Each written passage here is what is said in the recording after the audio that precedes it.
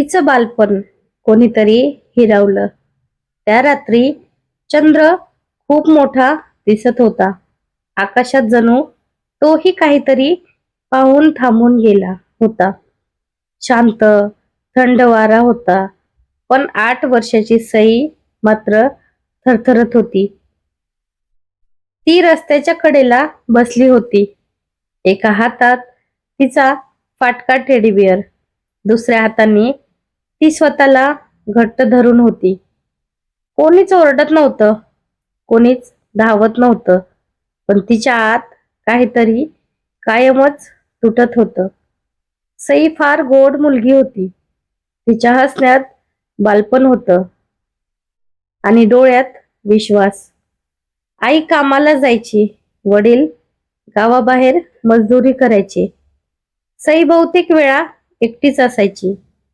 तू मोठी झालीस ग, समजूतदार आहेस, हे वाक्य तिला लहानपणापासून ऐकायला मिळालं होतं.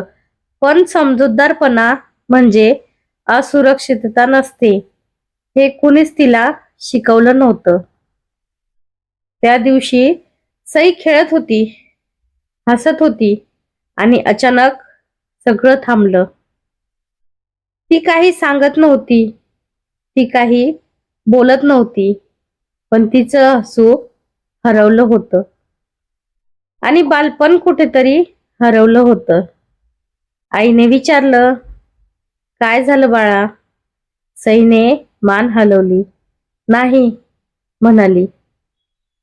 पण मुलं अनेकदा नाही म्हणत नाहीत, ती फक्त गप्प बसतात. गावात कुजबूज सुरू झाली. मुलगी विचित्र वागते. आईने लक्ष ठेवलं नाही. कोणीही विचारलं नाही तिला काय झालं, कारण प्रश्न विचारणं कठीण असतं आणि गप्प बसणं सोपं. आई रात्री रडायची. सई उशीला मिठी मारून झोपायची. तिला शब्दच सापडत नव्हते. शाळेत सई शांत झाली. शिक्षिकेने विचारलं, सई तू बोलत का नाहीस? ती फक्त खाली पाहायची. एका दिवशी ड्रॉइंगच्या वहीत तिने एक चित्र काढलं.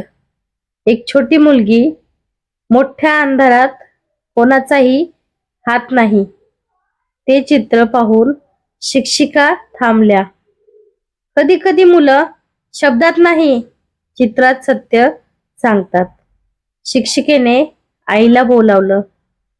हळूच संयमाने पहिल्यांदा आईला धक्का बसला. नकार, राग, भीती, पण नंतर डोळे भरून आले.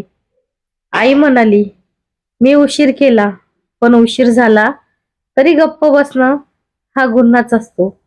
तक्रार झाली. लोकांनी बोट दाखवलं. नाव खराब होईल मुलीचं, आयुष्य संपेल. पण आई ठाम उभी राहिली. माझ्या मुलीचं आयुष्य गप्प बसून आधीच जखमी झालं आहे. आता न्याय हवा. सई अजूनही शांत होती, पण आता ती एकटी नव्हती.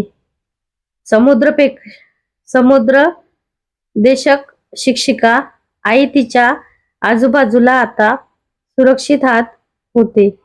एका दिवशी ती म्हणाली, आई मला पुन्हा हसायचं आहे. आईने तिला घट्ट मिठी मारली. महिने गेले. सई हळूहळू बदलत होती.